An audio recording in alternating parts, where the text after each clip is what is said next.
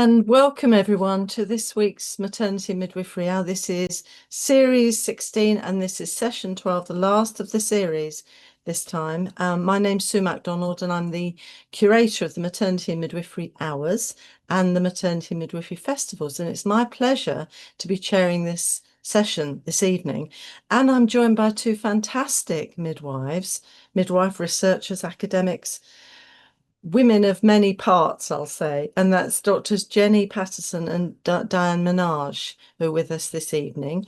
And because we always do this to our guests, we ask them to share with us a moment of the week. Shall I start with Diane? Oh, so Yes, got you. it was actually a bit more than a moment, but I did something yesterday which I've never ever done before, actually, and that I did a volunteer day, and I've never done that. I've often thought, and we hear about all the benefits of Yeah. volunteering, and I thought, well, when I fully retire, that's something that I might think about. But I actually just did a day somewhere. I thought I can do the odd day. In fact, some companies do that. They actually allow workers to do odd days of volunteering. But anyway, I did, and it's given me a lot to think about. It was absolutely delightful Uh, uh, because it's a very different sort of work, isn't it? When you've um, really got not much responsibility and you're just enjoying it. So yeah, it's given me a lot to reflect on. oh, fabulous. And actually, I think it was carers, or no, volunteers month, I think last month. Yeah, I think it was. Yes. So About. well done, you. Well, it was very enjoyable. So yeah. Okay, well, the start of even more, I suspect. Okay, Jenny, can you share your moment of the week with us? Well, mine is a little wildlife moment. So, for those who know me, know that if I'm not in front of a screen or doing midwifery or whatever, I'm in my garden. And I've been gardening for 30 years. But I learned something yesterday, which was brand new to me.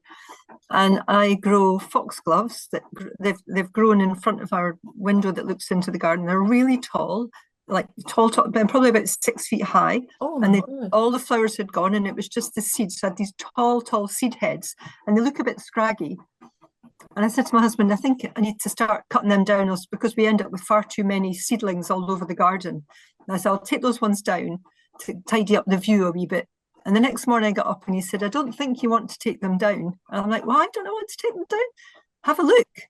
And there were blue tits on them feeding from the seed. They were climbing up the head of the foxgloves, poking their beaks into the wee seed heads. I don't know if they were eating aphids or seeds. I don't know what they were eating, but I've never, ever seen birds Wow. feed on a foxglove.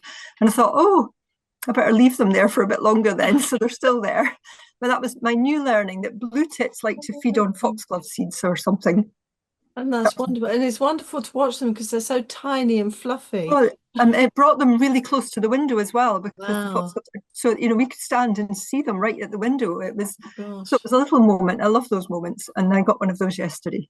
Well, that's fabulous. And thank you to Dan and Jenny for sharing such lovely moments, different and yet still with a lovely feeling for us this week. So thank you for that. Now we're going to let Diane and Jenny have a little rest. And I'm just going to say a big welcome to everyone who's here. Now, I know we'll have new people with us as well as our old friends. And I just want to remind people where we started the maternity hour, which was 5 years ago. I can hardly believe it's 5 years, but it is 5 years. So, and we started on the first lockdown for COVID-19. And it was a way of really getting midwives, student midwives, everyone in maternity services, because that's always been our priority, to have a link together and actually have information and some continuing professional development. Because obviously with the lockdown, and that you'll remember that, we weren't allowed to go to study days or conferences or anything. All we were trying to do is keep everything going, all the clinical side, and get our information other ways. So this is how we started, and we've kind of carried on. We started with a lot of information about COVID, and now we're just going to, well, not, I won't say just, we're going to lots of different midwifery issues, lots of things that are of interest to midwives and student midwives, and actually mums. We had quite a few mums last week, so we have a lot of people coming in in the hour. Also people from away, globally, which is lovely. And I just need to remind you that everything we do is recorded. So if you have a power cut, don't panic, because it's recorded and you can catch up later point. Also, you'll enjoy this evening. I know you're going to enjoy this evening, and you may well want to share with your colleagues or your friends. And we're very happy for you to do so. So you just need to get the information that you'll be sent after the hour, and you can share with your colleagues and have a discussion about the things you're going to learn, because it's going to be very useful to you as a midwife and as a student midwife. Also, because everything's stored by Matflix, and so you can access information there. I know we can subscribe for a fairly small, the price of a cup of coffee a month, I think. Not, just one cup of coffee. But you can have access to everything in the Matflix back catalogue, and there's thousands of video clips and sessions. Very useful if you're doing a project, dissertation, if you're doing any research, or if you're a midwife just getting ready for your revalidation work. So it's well worth accessing, going into that. So the other thing is the news, right? Because I'm very conscious of the time, but I'm going to say, and I don't know if we've got anyone from Kenya today, and if we have, big welcome to you. I want to say a big congratulations to Professor Evelyn Rotich, who's the newest professor in midwifery in Kenya. And it's so lovely when you get those bits of news through to know that there's lovely things happening in all over the world for midwives and midwifery. The other thing that today there was from Insight to Impact Summit, led by Progress in Partnership, taking place at the RCOG, Royal College of Midwives today, aimed very much at Trust Board level and ICB Chair level, plus Chief Executives, chaired by Sean Linton, and it did have the Minister for Health, Wes Streeting. So I'm sure there's be more information coming from that once they start putting things out as announcements. If you go onto Twitter, there's lots of little snippets about what was discussed, which is very interesting. Also, it's Birth Awareness Week this week, and the Birth Trauma Association are focusing on marginalised groups facing additional barriers in maternity care. And they're also offering 2 late night peer support evenings for mums. So you just have to access their phone number. Now, I've put the BTA website on the resources sheet. So you just need to check out on the website. Loads of information. It's a fantastic website for mums and families as well as professionals. Loads of information, stories from women, very thought-provoking, and also information for professionals that will help you in your practice about dealing with things like post-traumatic stress syndrome and what to look out for in the women you're caring for. So I would commend that to you. And also this is very relevant as we come into the holiday season, and this is that it's Ultraviolet Awareness Month. So make sure you've got your sunblock and your sun protection on for the next few weeks. It's also 17th, which I think is tomorrow, is World Day for International Justice, and the 18th is Black Leaders Awareness Day, which is fabulous. I also want to say congratulations to Dr. Dale Spence, who's appointed the RCM Director for Northern Ireland just this week, so big congratulations. Fantastic to have her there. And the only other comment I want to make is about the rising rate of measles, and one of the children has died very sadly of measles this week, and this reminds us that we're very lucky that we have vaccinations available, and it gave me the thought that we do have a lot of resources in the Matflix catalogue, and there are some really good clips. And if again, have a look on the resources sheet if you need a bit of refresher about information you need to give parents and families about vaccination and the kind of when you're meant to recommend it. Right, and I'm almost perfect on timing, so I'm going to now go into the main meat of this evening, and we're welcoming back our 2 wonderful midwife researchers who are going to share their next part of their story. And many of you will have come in to listen to Diane and Jenny talking before, a bit earlier. I can't, it must be months and months ago now. It feels like a long time. And I'm delighted to introduce Dr. Diane Menage. She's a midwife with a lifelong interest in women's health and well-being, who throughout her career as a nurse and a midwife, she's always wanted to focus on individualized evidence-based care through relationships. And one of the key things she's done is extensive work and research into compassion. And earlier this year, she set up the International Research Network for Compassionate Midwifery. She's also presented and written extensively and has recently published Love in Midwifery. I have to say, also have a look online to see Diane and Jenny's CV, full CVs, because I'm just giving a little edited bits now. Also, because we've got Diane and Jenny are going to do very much a double act. Fantastic. So I'm delighted that Dr. Jenny Patterson is with us. Midwife since 2007. She's worked within the NHS and independently, and is currently a midwifery lecturer at Edinburgh, Napier in Scotland. And her PhD thesis explored post-traumatic stress disorder in women post-childbirth. She's published several midwifery journal articles, contributed book chapters, and presented in the UK and Europe.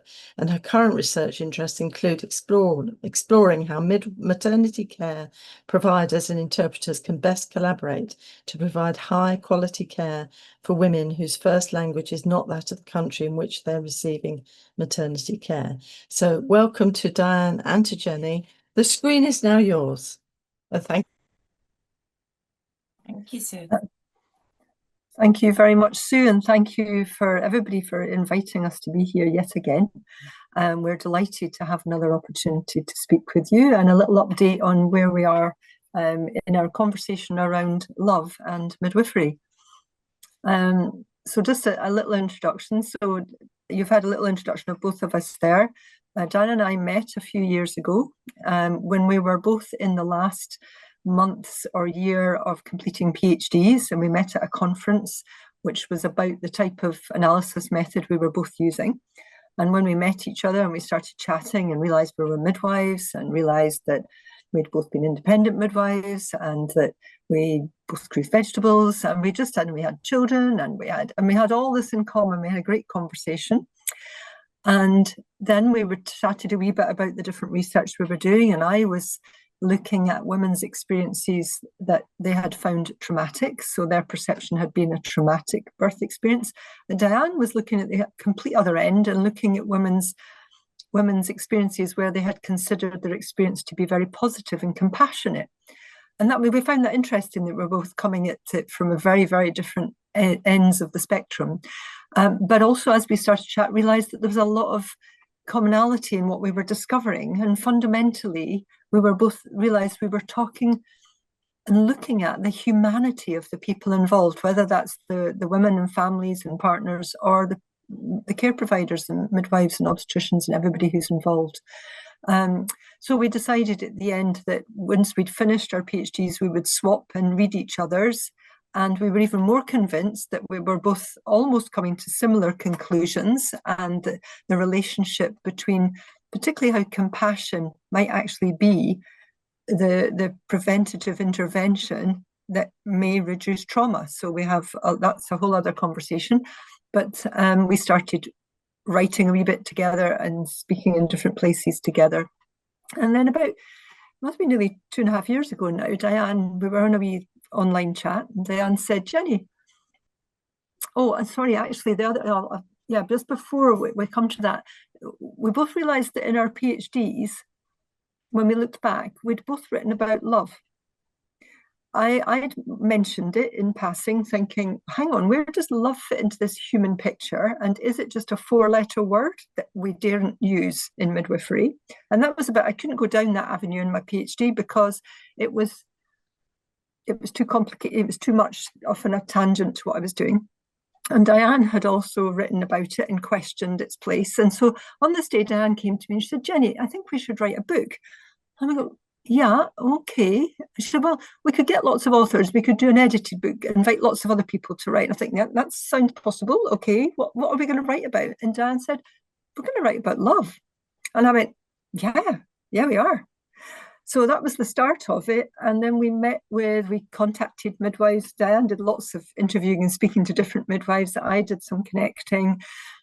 We had a little bit of look on the internet. I thought, well, hang on, have people been writing about this before? And I sort of did a little search and found very, very little material that explicitly uses the word love, either in the title of an article or a chapter or a book. I found some, but very little. And I did the same sort of search looking at nursing, and there was a lot more. And I thought, hang on a minute, I think we need to raise this a wee bit. We need to bring this up into conversation a little bit more. So it just confirmed for us that we needed to write something about this. And then as we spoke to other midwives, and maybe Diane might like to add something here, we were getting a lot of, oh yes, absolutely, I'd like us to talk about this. And we got some people go, well, is it professional? And what do we mean by love? And so we got a good spectrum of thoughts, and all of that feedback helped us to decide what the book was going to focus on and contain, which I'll cover in a wee minute. Do you want to say anything more about that, Diane? I think that what we realised was that in our PhDs, we'd both mentioned love, hadn't we? Yeah. When we went back to look at our thesis, because you forget what's in your thesis, it's too long. And, once you've submitted it, that's it. You've put a bit of distance between you for a while. But when we went back to look, we realised that we had already talked about love. For me, if I thought at the end of my PhD, when you've spent all that time thinking about compassion, well, I had, and the question that remained really for me was, well, that's great. I know a lot about compassion now, but why would you bother? What makes you bother to be compassionate? And so the seeds of the book were there, both in Jenny's PhD and in mine. We both raised this question, what is the underlying thing that makes us do this? Yeah. And I know as Jenny said, there was very little about it in midwifery, because Billie Hunter, she'd done a whole body of work on emotion work, hadn't she? But stopped short of what emotion are we talking about? And I think I loved all that Billie Hunter's work. It was just fabulous. And it was the building blocks really for a lot of what I did, and then a lot of what a lot of other people have done about emotion work. But yeah, the seeds were already there. Yeah, so I think we just decided we want to explicitly explore this and talk about it, and we wanted to fundamentally start putting this on paper and starting a conversation. So we have completed the book. It is published now, and we'll mention it a wee bit in a moment. But this book is not all our answers or all the solutions. It's just exploring, and there's a lot of excellent. The authors are just fantastic. So I'll describe that in a minute. But brilliant, and we want to start a conversation. So it's so good to be here today. And we hope that those who are listening, or those who continue to listen, will start to talk to each other about this. Is this real? Why do we not explicitly talk about it? And when Diane said there about that motivation, what drives us to be compassionate, and I had quoted the Dalai Lama in my PhD, and I couldn't get to my PhD in time for this meeting, but I found that the quote pretty much that I used. And basically, he connects love with a sense of responsibility and concern for others' well-being, suggesting that genuine love is not simply a feeling, but also a motivation for action. And that ties exactly with where Diane's coming from as well. So this is what we wanted to really explore in the context of midwifery. So I think Diane might like to go on from here. Thank you. Yeah. So we haven't been talking about love, but what are we? What have we been allowed to talk about in midwifery? Well, we've been allowed to talk about oxytocin, and that's probably about as far as it has got. It's not that nobody's ever mentioned it, because Michel Audin mentioned, not that he's a midwife, but he's an obstetrician, but he talked about love.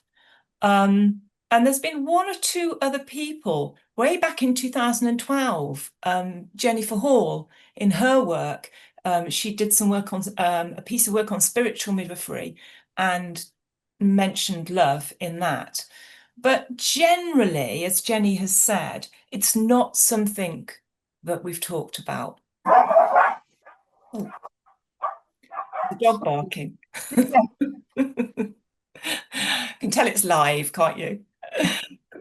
But we've been allowed to talk about oxytocin, the hormone, and sometimes even a little. I always wonder if this is a little bit tongue in cheek when people say, "Oh, it's called love hormone," and raise their eyebrows.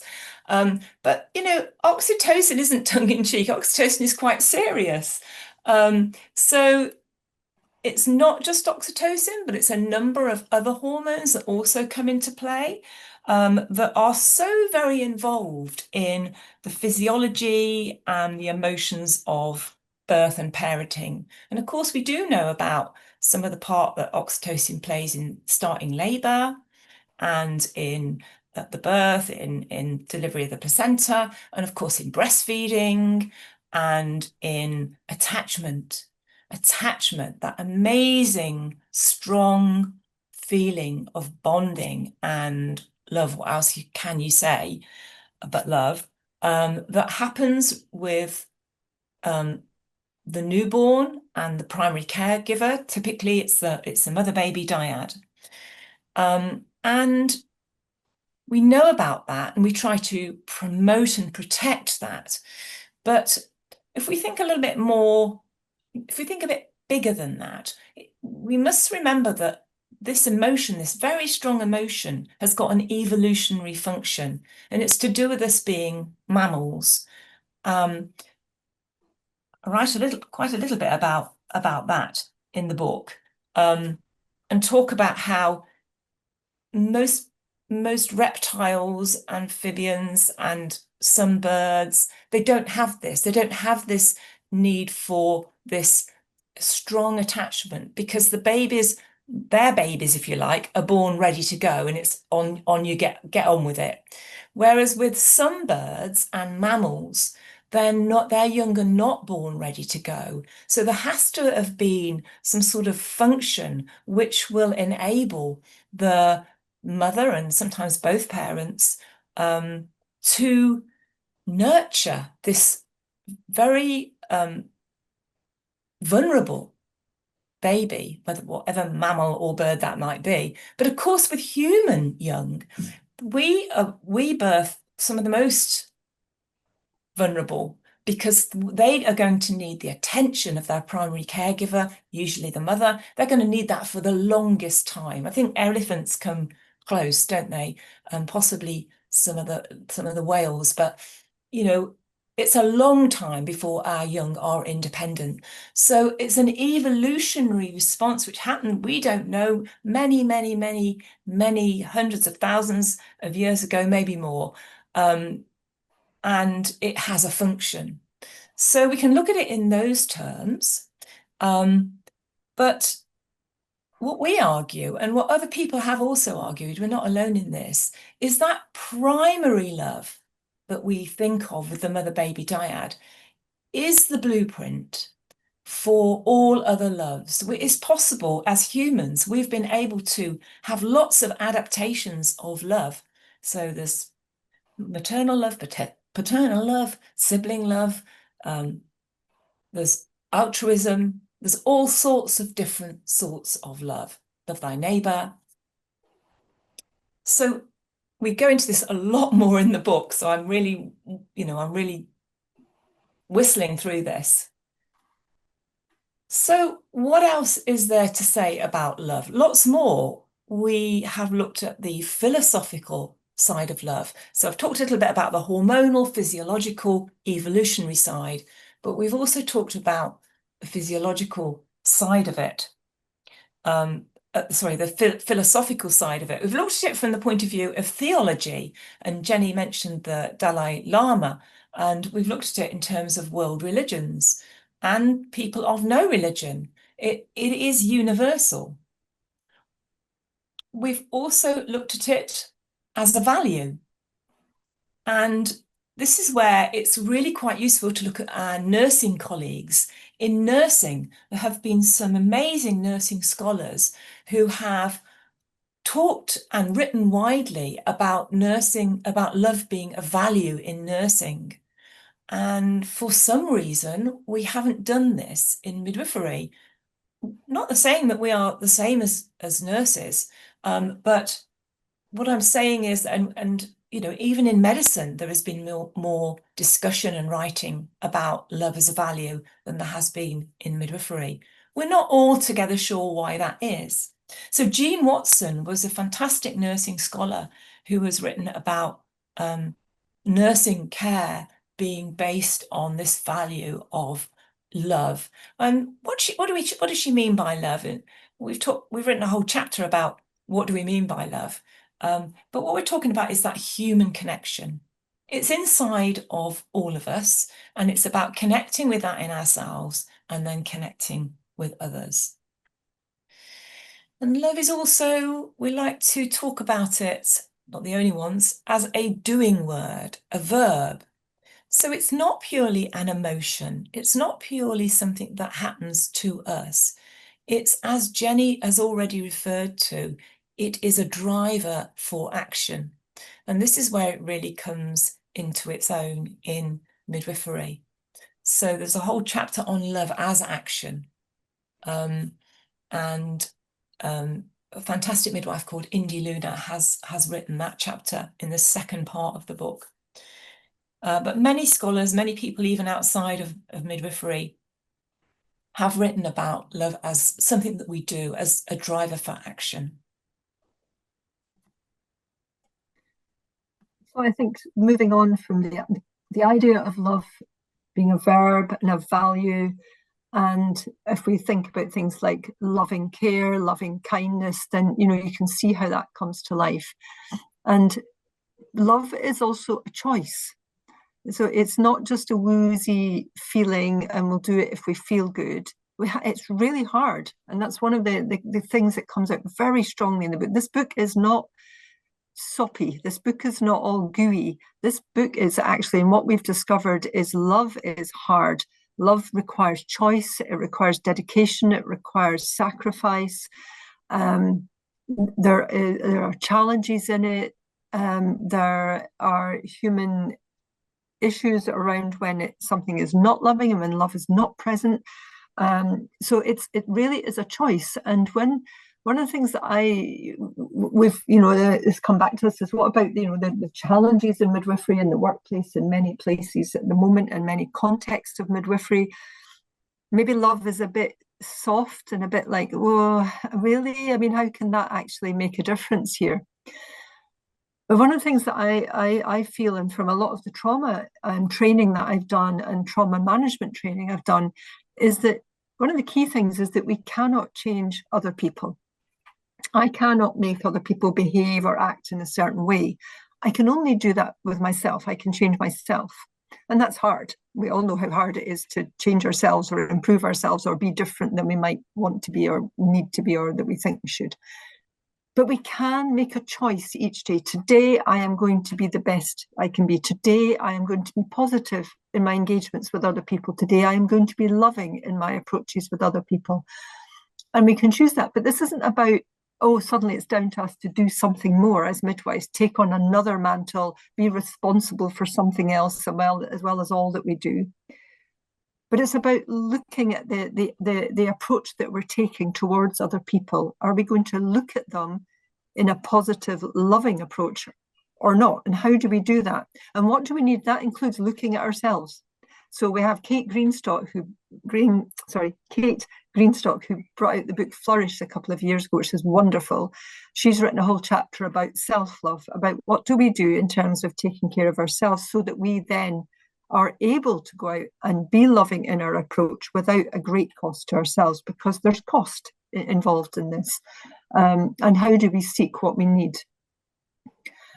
And we also, in one of the chapters, we have a person called Claire Wartosh. She is not a midwife. Her history's in theology, and she actually co-authored a chapter with Professor Leslie Page, which is the most beautiful chapter, and they've written it as letters to one another. They They got on like a house on fire. They're great friends now. They've never met each other before, and they've had this amazing conversation. And it's really worth, that chapter is so special. But Claire says, vulnerability makes us feel powerless. Now, can we all relate to vulnerability as midwives? And we need someone, we need another person sometimes to meet our need. And love is the power that can sit within that and make that happen. And love is only manifest in the world through people. And then Kate Greenstock says, the way we love ourselves begins to be reflected in our emerging knowledge of how we contribute best to the people around us. So this is really, this is at the heart of the doing, the verb, and the choices that we make. And then, Diane's mentioned the hormone, the love hormone, and you'd think, oh, we're around birthing people all the time, and we could soak up oxytocin everywhere. If you've ever done 2 hours in a breastfeeding clinic, yeah, you soak up oxytocin, you come out there going, but you would think, we'd be surrounded in love. And so a midwife, when we were chatting about this and speaking to different people, somebody said to us, you would think midwifery would be filled with love, given that we're nurturing the love hormone. But we've lost this love, not because we don't have it. It's buried inside layers of institutional fear, disappointment, apathy, covering up our love for one another. I know it's there deep down. It's how do we get it back? And so that brings me on a wee bit to talk about the workplace, because we have had this question, it has come up a few times. And Anna and Sheena Byram have written an amazing chapter about love for colleagues. And one of the things they say is love can be understood as a social force with the potential to build a sense of community, care, connection in any context, including throughout our workplaces. Our workplaces are social environments where relationships either flourish or become diminished. So we need this in our workplace. We need to look at this. To flourish, we need loving connection between colleagues. We need to be enabled and supported to provide the women-centred care that we want to provide. And when we're unable to do this, midwives can become disillusioned and leave. And actually that ties in very much with the research that I did. My research findings were that one of the most traumatic things for a woman during her birth experience is if she's treated discompassionately then by her care providers. So if she perceives that interaction with the care provider to be negative or dehumanizing in some way, that is one of the most important sources of trauma. So, but that's not coming back to say midwives are in the wrong here. It's about, we want midwives to really be present to women and give the best. We need to look after the midwives. We need to look after each other. We need a midwife-centred organisation. And that's what they're talking about here as well. We need the midwives to be supported. So we keep going and then we provide that care. And also, we're all very aware in many parts of the country and in different parts of the world that there's a lot of bullying and incivility occurring within healthcare, within midwifery, across all the NHS. And it's a really challenging environment for many, many people. But bullying is a consequence and a symptom of negative culture and poor leadership. And unkind behaviour develops and unhelpful cliques develop.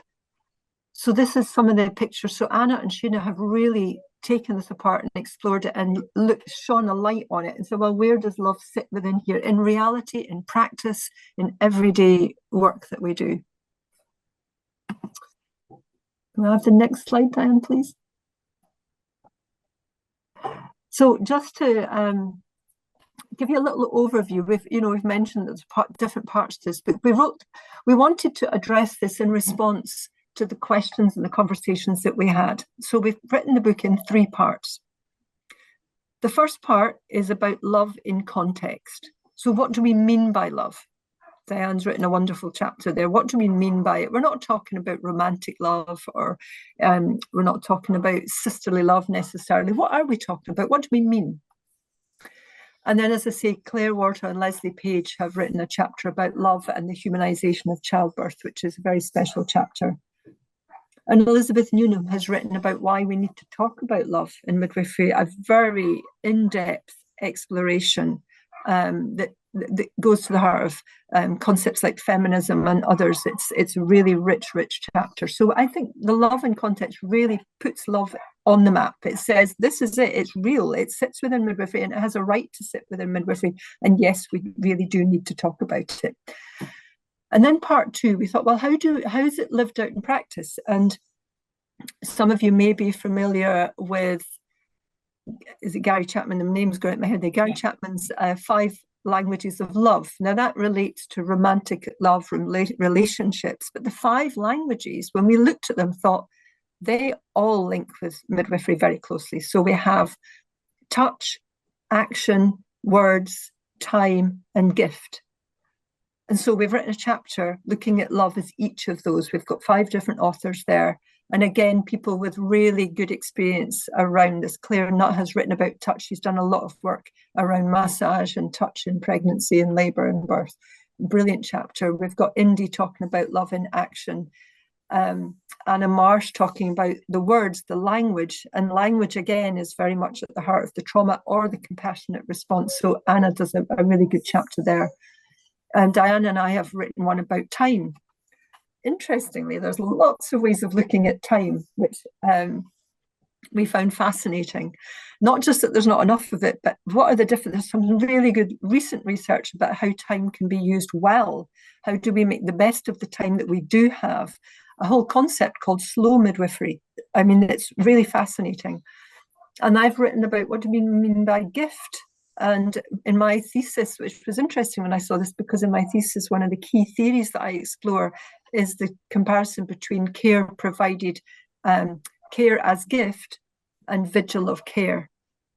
So I won't go into that too much more at the moment, but that I really bring that apart and look at that a wee bit here as well, a bit more deeply. So that's part 2. So we've got love in context. Where does it sit? Why does it sit? Love in practice. How can it be lived out? How is it being lived out already in midwifery? And we're naming it specifically as far as we can there. And then we thought, well, we need to look at the profession. So we want to look at, firstly, love for self, because this is not about hammering midwives with something else they have to take on. This is very much about how do we ensure that midwives are able to take care of themselves and each other and be supported to give good care, obviously, but also to thrive within this environment and to have the job satisfaction and the joy that they've come in here to do. And we've got Anna and Sheena looking at the whole concept of colleagues and workplace. Michelle Waterfalls looked at love and leadership, midwifery leadership, really interesting chapter. Maeve O'Connell and Naomi Donovan talking about love in midwifery education around students, a whole section about where does it sit within our work with students and supporting students, what does it mean there? And Diane, again, another excellent chapter on love and professional issues, just tying in with where can that sit within the NMC and our professional regulations, and how can we talk about it in that context, what's happening there. So I hope, I believe, and we've had feedback so far, that we've got a very meaty book here. It's not a soppy little, oh, let's talk about love and fluffy bunnies. It's a real hard-edged, meaty book about the context of love in practice, and how it can feed into our profession. And we hope, I believe, and we both hope, that by starting this conversation, we're coming at the whole challenge of the midwifery workforce just now, all the challenging things that we're facing as midwives, shortages, workplace pressures, midwives leaving, newly qualified midwives leaving, all the stuff that we face as a profession. We've tried all the heavy sort of reports and audits and very things. We think let's come at it from a completely different perspective and reignite our passions, but also in a real positive, down-to-earth, grounded way that says this is a way we can go forward. So I have to, at this point, thank each and every one of the authors who worked with us. We had a great couple of years writing this and pulling this together. We were warned, I was warned, and I think Diane was, oh, it's really hard doing an edited book. And yes, it had its moments, but I have to say every one of our authors were fantastic. They contributed some amazing work. They opened our eyes. They they enriched this book. There was no way Diane and I could have written a book, but it would not have been this book, and it would never have been anywhere near as rich and valuable as we have now, from each and every one of the people that have contributed. So unless Diane has something you would like to add, I think we are ready to say. You've got some questions. We could keep talking, but it would be nice to hear if anybody's got comments or thoughts. That's right. It'd be nice to talk about the things you want us to talk about, because there's so much that we could say. So we'd love to know what you think.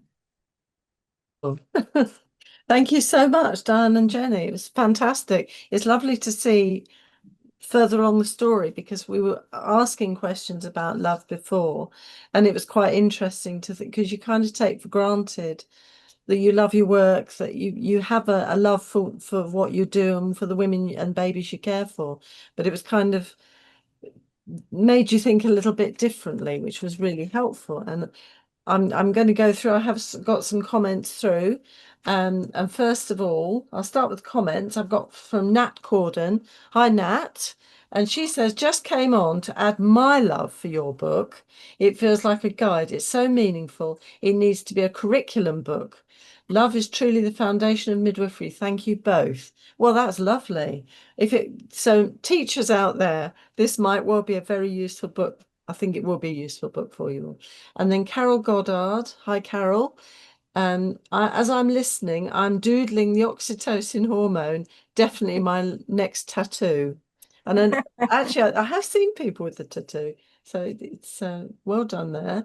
And then Nat is having another go now. And forgive me, I'm looking away at my other screen, so that's why I'm looking away for a minute to the audience. And Nat says, can I just add, the letter chapter that Leslie Page wrote was epic. I felt I needed more. I loved it. Felt the words between friends, but so cleverly done. Please tell them to do more. Right. Okay, message. We will.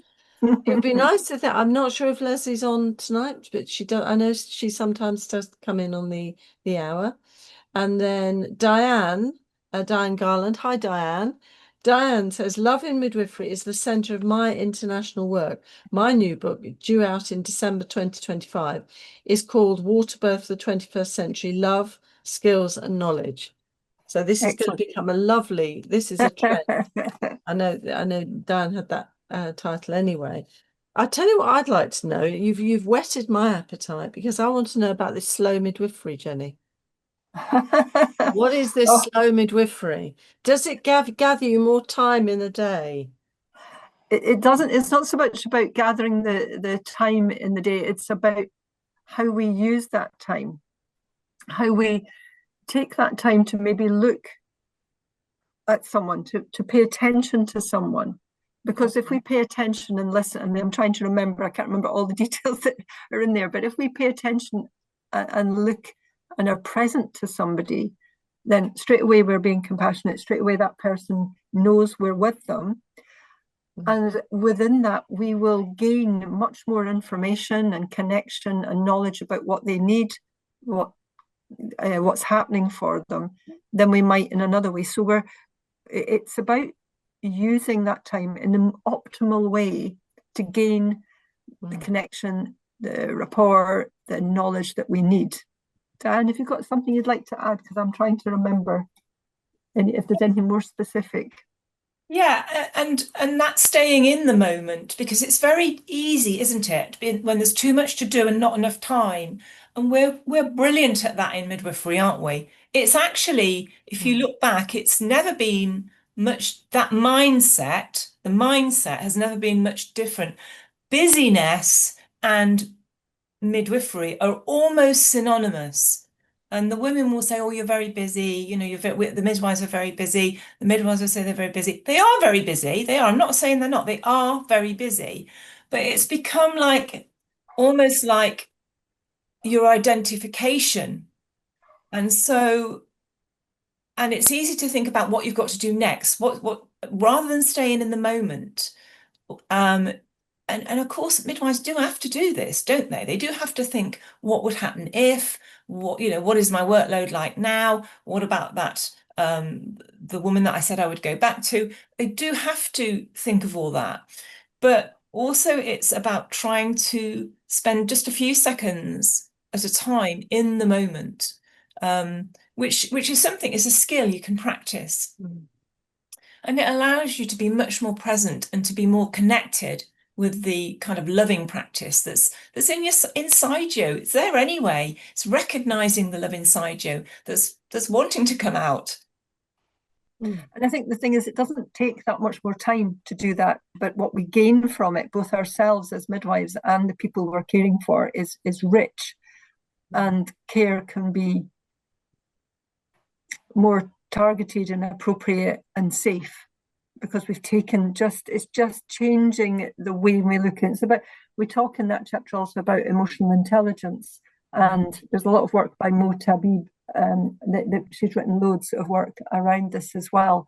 So we're really starting to explore there are ways in which we could really optimize those moments of time by just adjusting our mindset a little bit and the way we use those moments. We still can get our stuff done, but we might get things done more effectively and more meaningfully. You might hear things that the woman might not say, because you're saying, I've got time for you. And actually, when you do that, it becomes safer, because you realize, you become aware of things that become critically important in the unraveling of care and the way that care is given, but you might miss if you're too busy. So actually, you end up saving time because you've picked up on things that are then addressed more effectively.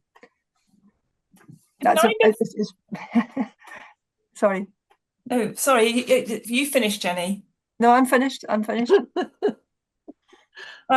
could read a little bit about it from the book if you want me to. Is the time? Yeah, you can. Yeah, so I'm waiting for any more questions to come through. So about busyness. Yes. You know, busyness has almost come synonymous with midwifery work.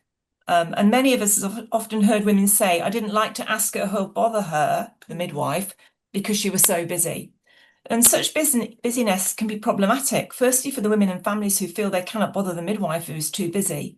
And then this has a knock-on effect. They're reluctant to ask the midwife questions or ask for help. They may not disclose they're feeling unwell, frightened, depressed. They do not seek support with breastfeeding. The list goes on. The problems don't go away. They're just stacking up, ready to erupt in another way. The problems that should have been picked up and resolved are missed and become more acute. Women and their families get upset or angry and complaints increase. There is a point at which busyness is inefficient and even dangerous. And I think we've all been in situations where we can recognise that. I mean, I sometimes think we're very busy because we know that the whole service is busy. So you're almost in a sort of a self-fulfilling prophecy of busyness, rather than actually sitting down. And as you say, you can use the time better, so it's worth the investment. But it also means you have to be prepared to have a relationship with the mum, a relationship with other members of the team that you may not want to get into. Because I mean, I was very struck by you talking, because that was very powerful. You're saying we've lost the love, and it's because of the institution and the sort of everything else that's going on. It's being bashed out of us, and we're losing that. And that was really powerful, Jenny.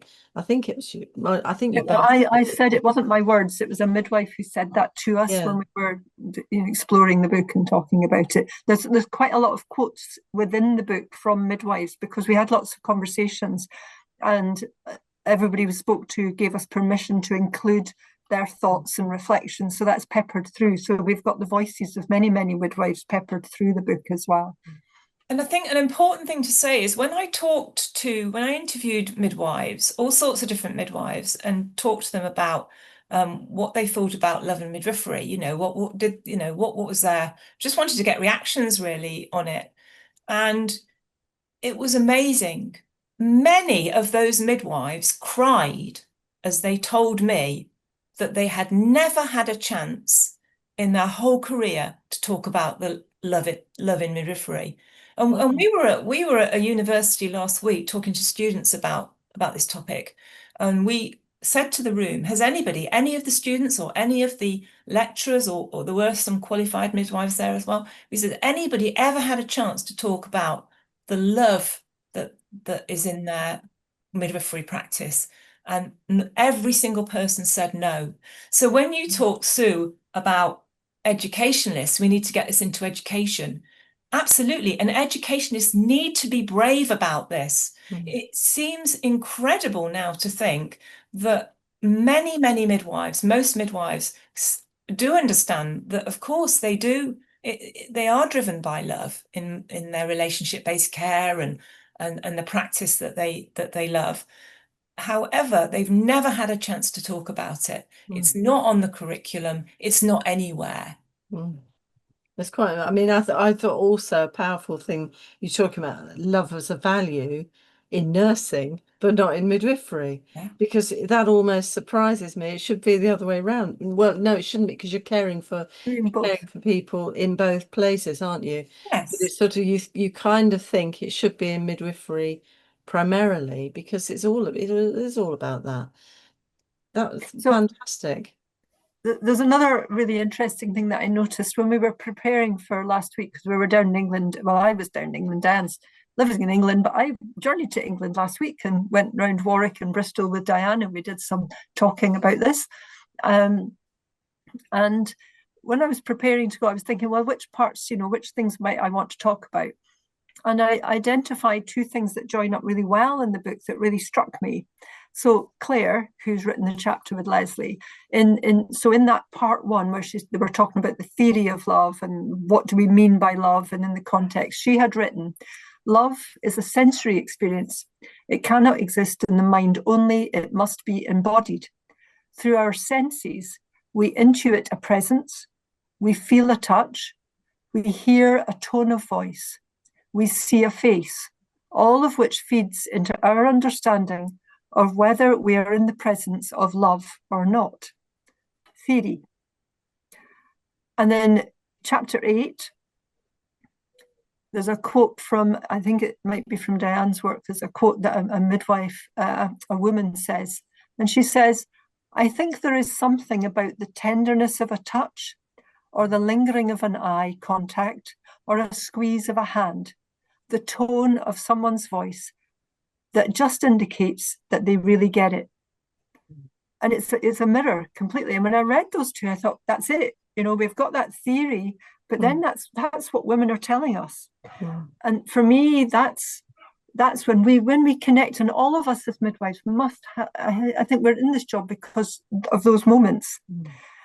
And when we experience those moments in our work, when we really build that connection with someone, when we really feel that, we go home with that warm sense of satisfaction. Ideally, it's been a positive birth as well, but even if it's not, we can still go away knowing we've really been present to somebody, we've really transformed their experience, and we've done what we came into this profession to do. And that gives us a glow, and it gives us something that keeps us going, even when the next shift might be not like that at all. We hold on to those moments.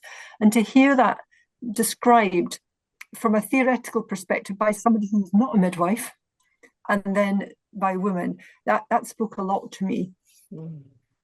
That's lovely, thank you. Well, I've got questions coming through. I've got more comments first. Helen, hi Helen.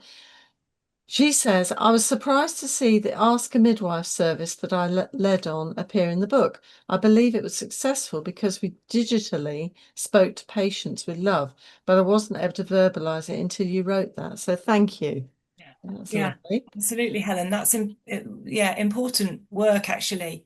And that whole issue of, how do you actually marry up loving midwifery practice and digitalization, because with that we have to do that. I think that's a very interesting area.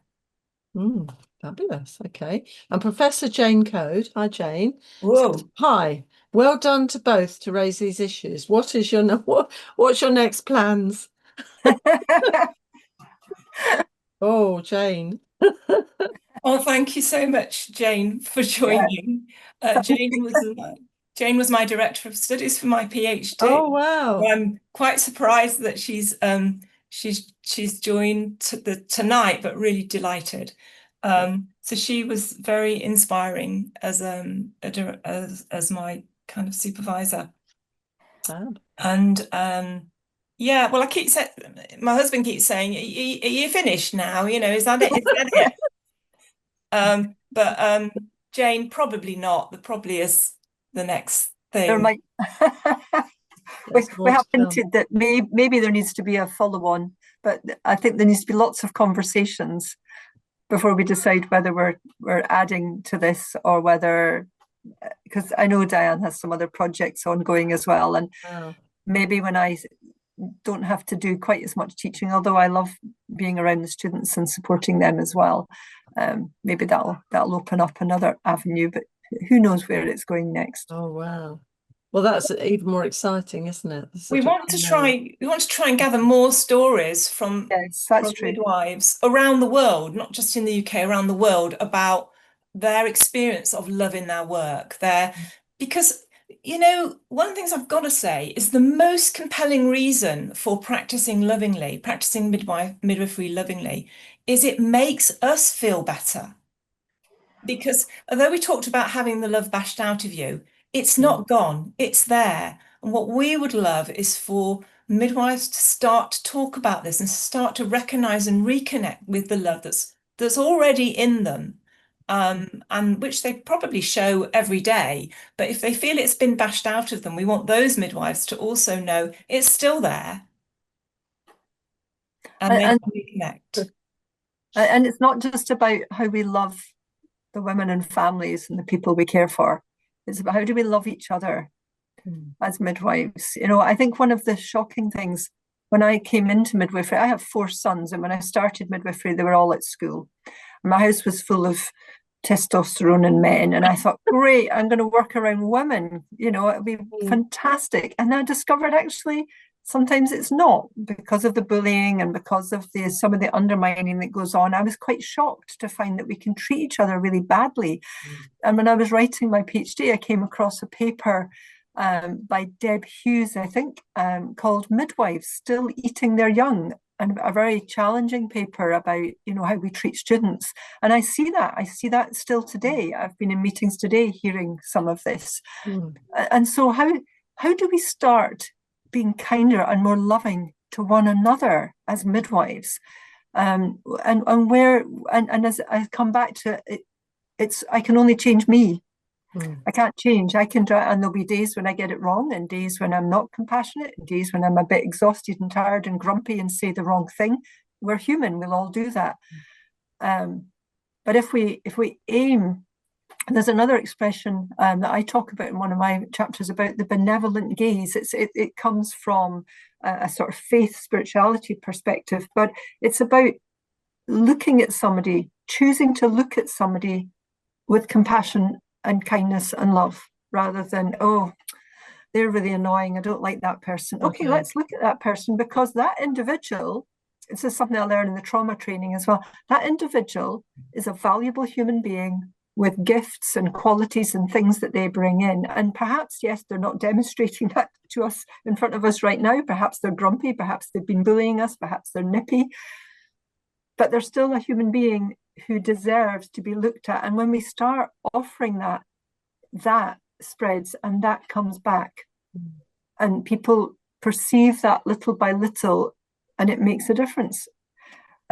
So I've got lots of things I could say about that, but I'm aware of time. You've given that bit. That's lovely. We've got a few more. Got another comment from Zara, who says, "Hi Jenny, it's Zara from Napier. I'm doing oxytocin and its power with socializing. I really have ideas that women may be more relaxed and less anxious if there was more socializing with other pregnant women." Yeah, very likely, and that, I think there's a lot of I wonder what I'm really wondering what she's getting at. She's probably got a particular thing in mind. But yeah, so we're social animals, aren't we? Going back to us, you know, as being animals, we're social animals, and that makes us feel good when we have social interaction. learn about each other, tell each other about ourselves. That builds trust. There's also a lot of work, I think in the US and in parts of the UK now, around centering pregnancy, where antenatal care is provided in Yes. groups, where midwives, Yeah. women come together. And part of the positive of that is that they interact and they chat and they share stories and they get to know each other. So it's a very social form of providing antenatal care, which can be really beneficial. And we don't do it routinely across the UK, but it's certainly there. So that aspect of the social side and the benefits of that is already, there's work out there and has been for a while. Okay, so Zara, you've got some ideas there for your next steps on that socializing. Then I have a question from Tracy Curran, who says, how do you think we can get love on the agenda when the headline grabbing interventions are all about technological fixes and technologies that companies can develop and sell, and that our practice is mainly audited on what documentation we've done or failed to do, not whether we've shown love to another human being? That's a very powerful thing, Thank you, Tracy. Good question. Well, who's going to take it? Have I got time to answer it or not? Yes, you have. Maybe. Well, it comes back to love. Love is difficult, and you need to be quite brave. And we talk about being a human being first. Yes, and Sue knows that Sue's heard this before, I'm sure. But you have to keep coming back to the fact that you're human being first. Yes, you are an employee. Yes, you are a professional, and each of those is an important role, very important role. But you really do have to, with love, be brave enough to be a human being first. And we suggest that you're a human being first, a professional second, and an employee third. And if you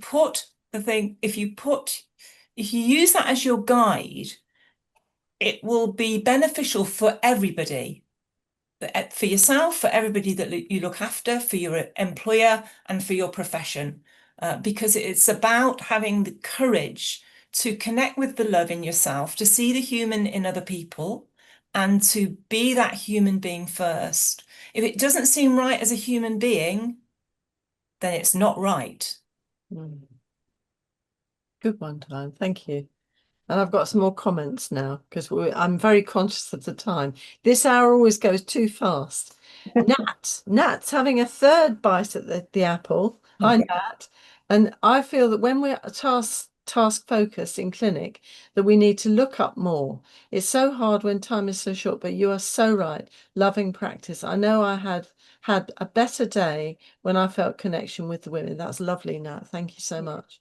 And then Mary D says, hi Mary, as a home birth midwife, I've experienced love and compassion is the antidote to trauma. So important to work on self-love, love for colleagues, which ultimately nurtures and empowers a loving, trusting relationship with women. Great. And then again, Nat, systems have taken love. Just as our resilience is being tested, I look forward to reading your book. That's great. Thank you, Nat. And then Zara says, we're back with Zara. Hi, my project with Ness is the power of oxytocin socializing. I really feel women's relationships with each other will promote natural oxytocin and reduce Anxiety, leading to social prescribing. So I think that's finishing the story on that there. Yeah, Zara, oxytocin is so interesting, and maybe we could talk about it sometime. But oxytocin is extremely powerful and very, very crucial. But it also has a dark side, and we talk about that in the book. Wow. And midwives should know about it, but they don't seem to. Oh, okay. We need to know the dark and the light side of oxytocin. Yeah. Okay. I can link Zara and Diane up. Fabulous. Thank you, Jenny. This is the beauty of connections, isn't it? Fantastic. And we've just got our last comment now from Jill Phillips. Hi, Jill, who says, just popping in to say hello. I look forward to catching up with this. My grandson's 3rd birthday today, so he might be a little bit busy. It was such a pleasure to go to Diane and Jenny's book launch, and that's hashtag MatExp. as we all know Jill from. Lovely, Jill. Lovely. Thank you so you. much. Thank you so much to our lovely audience for those comments and questions, which have really got that conversation going. And I think it's going to continue somehow. I get that feeling. And as I said a few minutes ago, this hour it goes too quickly. It's the quickest hour in the week for me. And it's been extra quick, and it's been such a fabulous way to finish this series. So thank you so much to Diane and Jenny for joining us and really picking out such a fundamental part of midwifery. And it's feeling like a real solution to some of the things that are happening in midwifery and maternity services at the moment, to get that connection and to recapture our love and our joy in what we do and connect much better with women and families in day-to-day work is what we should be doing. So thank you so much to Diane and Jenny. And thank you also to Angela, who's recording all this so that it will be available in the 6 o'clock on Friday morning in a podcast for those of you who want to be doing that. That's listening to, which is very good. I know we've got people who are very keen on doing that. And also it'll be available through the newsletter next week. So you'll be able to get that. So we'll take a bit of a break. We're back on the 17th of September. And actually over this period of time, this is the time, apart from putting on your sunblock and not burning your skin, it's a good time to catch up with some of the maternity and midwifery hours you might have missed, because we've got a lot to go. So have a look on Netflix, and that's a good place to be, really. We've got the Cardiff festivals coming up on the 23rd of September. So if you haven't enlisted for that, do so. And also, in the meantime, stay safe and well, and we'll see you in September. And thank you again to Diane and Jenny. Thank you. Thank you.